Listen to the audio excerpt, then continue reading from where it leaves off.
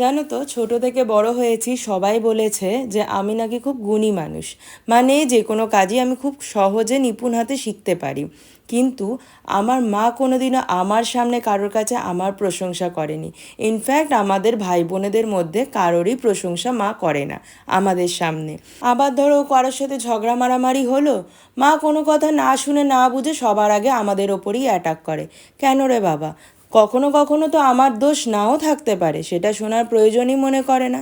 যাই হোক, দিনটা ছিল মাদার্স ডের দিন, আর মা আর মাসিকে নিয়ে এসেছিলাম একটু ছোট্ট সেলিব্রেশন করার জন্য ডিনারে।